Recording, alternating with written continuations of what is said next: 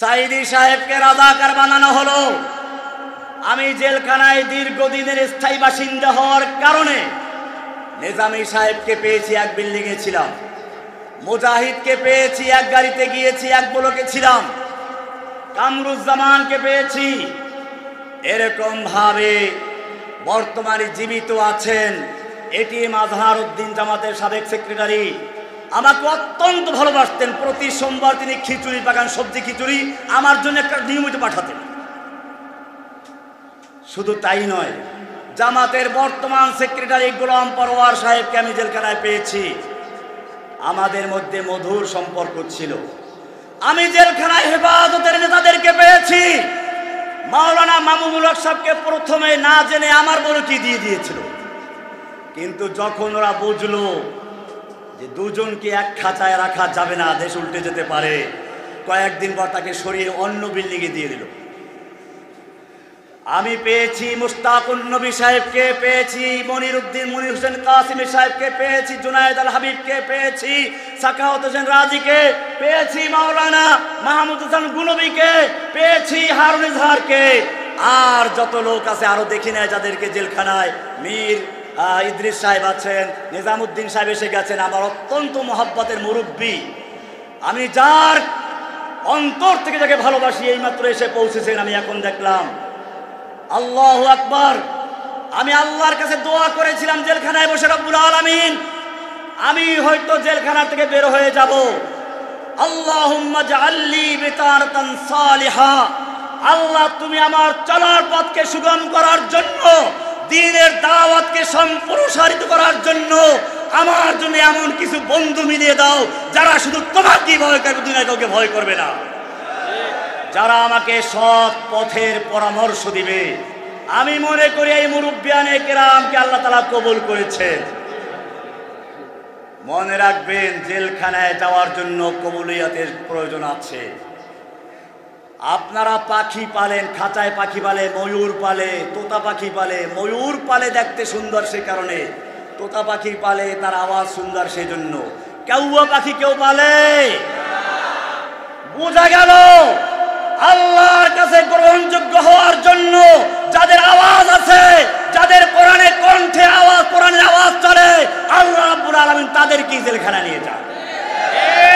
দুশমনরা তাদেরকে গ্রেফতার করে। সুতরাং বুঝতে হবে, জেলখানায় গেলে পরে মানুষের ইজ্জত সম্মান করে না। তার বাস্তব প্রমাণ হচ্ছে এ পর্যন্ত যারা জেল থেকে বেরিয়ে এসেছেন, আগের তাদের যে অবস্থান ছিল, জেল থেকে বেরোনোর পরে তাদের অবস্থান কমেছে না বেড়েছে?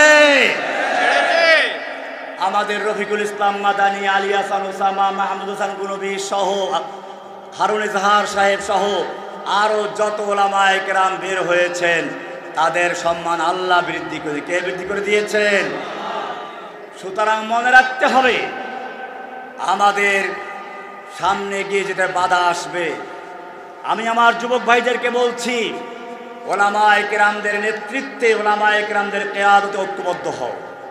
খবরদার, আল্লাহ তাআলা কোরআনে বলেছেন, ইন্নামা ইয়াখশাল্লাহা মিন ইবাদিহিল উলামা। আলেমরাই আল্লাহকে ভয় করেন। আর আয়াতে বলেছেন, কুল হাল ইয়াস্তাবিল্লাযীনা ইয়ালামুনা ওয়াল্লাযীনা লা ইয়ালামুন। যারা জানে আর যারা জানে না তারা কি সমান? আল্লাহর রাসূল সাল্লাল্লাহু আলাইহি ওয়াসাল্লাম বলেছেন, আল উলামা ওয়ারাসাতুল আম্বিয়া। নবীগণ হচ্ছে আলেমগণ হচ্ছে নবীদের ওয়ারিস। আমি যুবক ভাইদেরকে বলবো, সারা বাংলাদেশের যুবক ভাইদেরকে বলবো, খবরদার স্থানীয় ওলামায়ে কেরামদের সঙ্গে পরামর্শ করে কাজ করবেন। আমাদের সেমিনারগুলো তাদের নেতৃত্বে আপনারা করবেন। জেনে রাখবেন, যে কোনো আন্দোলন সফল হতে হলে তিনটা জিনিসের প্রয়োজন: মুরব্বী আলেমদের পরামর্শ, যুবকদের রক্ত, ধনীদের অর্থ। সেটার মধ্যে বলা আছে, আল্লাহ তাআলা একটা আয়াতে বলেছেন, আল্লাহ রাব্বুল আলামিন সমস্ত নবী এবং রাসূলদেরকে একাত্র করে একটা অঙ্গীকার নিয়েছেন, সমাবেশ করেছেন। কিসের সমাবেশ? আল্লাহ তাআলা সমস্ত নবী রাসূলদেরকে উদ্দেশ্য করে বলছেন, লামা আতাইতুকুম মিন কিতাবিন ওয়া হিকমা। আমি তোমাদেরকে কিতাব দিব, হিকমা দিব। সুম্মা জাআকুম রাসূলুম মুসাদ্দিকুল লিমা মাআকুম, অতঃপর তোমাদের কাছে সর্বশেষ নবী আসবেন, একজন রাসূল আসবেন। তিনি যখন আসবেন তোমাদের কাজ হচ্ছে তার প্রতি ঈমান আনা, তাকে সাহায্য করা। আল্লাহ বলছেন লা তুমিনুন্না বিহি ওয়া লা তানসুরুন্নাহু, তোমরা তার উপর ঈমান আনবে, তাকে সাহায্য করবে। এরপরে প্রশ্ন করেছেন আকরারতুম, ক্বালু আকরারনা, সব নবী রাসূলগণ বলেন আমরা মেনে নিচ্ছি। এবারে আল্লাহ বললেন ক্বালা ফাশহাদু ওয়া আনা মাআকুম মিনাশ শাহিদিন, তোমরা সাক্ষী থাকো আমরাও সাক্ষী রইলাম। ভাইয়েরা আমার, মাহফিলে যেমন পোস্টার করা হয়, প্রধান বক্তার নাম থাকে সর্ব উপরে, আসে কোথায়? শেষে। প্রধান বক্তার পরে আর কোনো বক্তৃতা চলে? ঠিক তেমনি ভাবে আল্লাহ রাব্বুল আলামিন নবুয়তের পোস্টার করেছেন। নবুয়তের সরবরাহকে, নবুয়তের পোস্টারের প্রথম যে নামটি বড় অক্ষরে লেখা, সে লোকটি হচ্ছে আপনার আমার নবী সরওয়ারে কায়নাত মুহাম্মদুর রাসূলুল্লাহ সাল্লাল্লাহু আলাইহি ওয়াসাল্লাম। এরপরে যে নামগুলো সেগুলো হচ্ছে আদম থেকে শুরু করে ঈসা আলাইহিস সালাম পর্যন্ত। যখন মাহফিল শুরু হয়ে গেল, আদম আসলো, ঈসা আলাইহিস সালাম পর্যন্ত সব নবী আসলেন। সবাই এক কথাই বলেন প্রধান মেহমান আসবে। প্রধান মেহমান এসে গেলেন। সংক্ষিপ্ত করছি, আল্লাহর নবী সাল্লাল্লাহু আলাইহি সাল্লামকে ঘোষণা করা হলো ওমা আরসালনাকা ইল্লা রাহমাতাল লিল আলামিন। প্রধান বক্তা এসে গেলেন, প্রধান মেহমান এসে গেছেন। এরপরে যদি কোনো ব্যক্তি নবুয়ত দাবি করে, সে ব্যক্তি নবী না কাফের? এজন্য কাদিয়ানীরা মুসলমান না কাফের? কাদিয়ানীদের কাছে দলিল চাওয়াও জায়েজ নেই। আপনারা জানেন আল্লাহর নবীর জীবদ্দশাতেই গোলাম মুসাইলামাতুল কাজ্জাব আল্লাহর নবীকে উদ্দেশ্য করে চিঠি লিখেছিল। কি লিখেছিল শুনুন। সে লিখেছিল মিন মুসাইলামাতা রাসূলিল্লাহি ইলা মুহাম্মাদিন রাসূলিল্লাহ, আল্লাহর রসুল মুসাইলামার পক্ষ থেকে আল্লাহর রসুল মুহাম্মাদের প্রতি।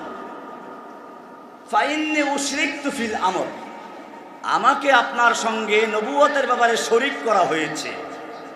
ফানিসফুল আরদি লি ওয়া নিসফুল লাকা, অর্ধ পৃথিবীর নবী আমি, অর্ধ পৃথিবীর নবী আপনি। আল্লাহর নবী তার কাছে কোনো দলিল চেয়েছিলেন?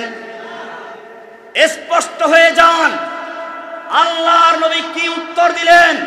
তিনি পরিষ্কার লিখে দিলেন মিন মুহাম্মাদিন রাসূলিল্লাহি ইলা মুসাইলামাতাল কাজ্জাব ইন্নাল আরদা লিল্লাহি জামিয়া আসলিম তাসলিম। আল্লাহর নবী উত্তর সোজা লিখলেন আল্লাহর রসুল মুহাম্মাদের পক্ষ থেকে মিথ্যাবাদী মুসাইলামার প্রতি ইসলাম কবুল করো, চলে আসো, নতুবা তোমার মৃত্যু সামনে আসতেছে। কোন দলিল চেয়েছিলেন? বোঝা গেল আল্লাহর নবীর পরে যদি কোন ব্যক্তি নবুয়তের দাবি করে বিনা প্রমাণে বিনা দলিলে সে কাফের। তার কাছে কেউ দলিল চাইলেও বুঝতে হবে তার ঈমানি দুর্বলতা রয়েছে। ভাইয়েরা আমার, বর্তমানে আর একটা গ্রুপ তৈরি হয়েছে, আল্লাহর নবীকে তারা বলে পিয়ন। কথা না বললে হচ্ছে না। জেলখানায় আমি পেয়েছি, এরা দাবি করে আহলুল কোরআন। কোরআন মানে তাদের বক্তব্য হচ্ছে পিয়ন তো চিঠি দিয়ে চলে যায়, তার তো কোনো কাজ নেই, চিঠিতে কি আছে ওইটা পাঠক দেখবে। ঠিক আল্লাহর নবী নাউজুবিল্লাহ আলিয়াজবিল্লাহ, ওদের ভাষায় বলছি, আল্লাহর নবীর কাজ হলো চিঠি অর্থাৎ কোরআন পৌঁছে দেওয়া, এরপরে নবীর কোনো কাজ নাই। তোরে বলে নাউজুবিল্লাহ।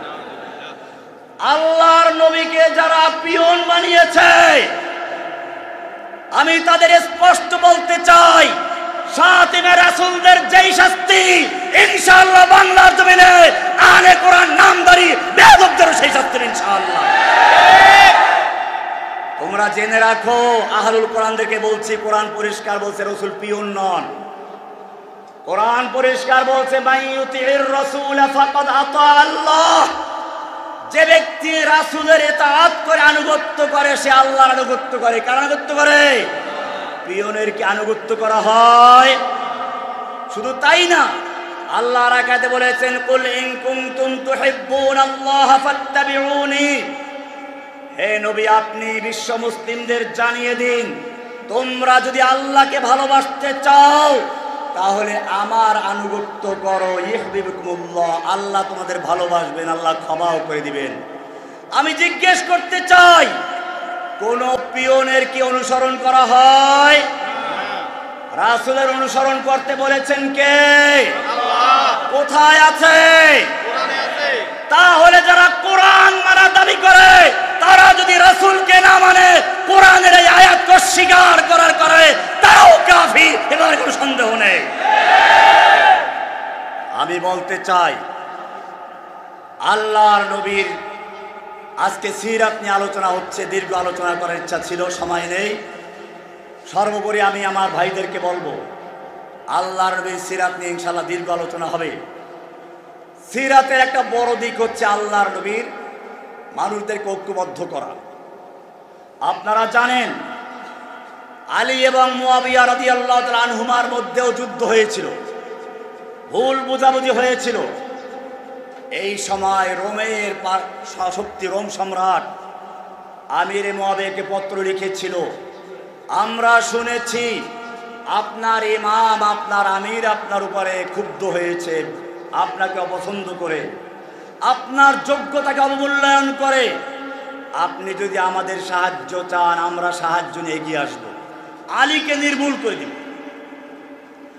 আমির মুয়াবিয়া রাদিয়াল্লাহু তাআলা উত্তর দিলেন, ইয়া কালবার রোম, ওহে রোমের কুকুর, আমার সঙ্গে আমার খলিফার বিরোধ চলছে। এই সুযোগ নিয়ে যদি মুসলিম ভূখণ্ডের দিকে এক কদম বাড়াতে চাস, আলীর পক্ষে যুদ্ধ করে যে লোকটা সর্বপ্রথম জীবন দিবে সেই লোকটা হচ্ছে আমির মুয়াবিয়া রাদিয়াল্লাহু তাআলা। আমাদেরকে অবিভক্ত করার চেষ্টা করা হয়েছে এবং হচ্ছে। কেউ জামাত ইসলাম, কেউ রাজাকার, কেউ জঙ্গি, কেউ সরকারবাদী।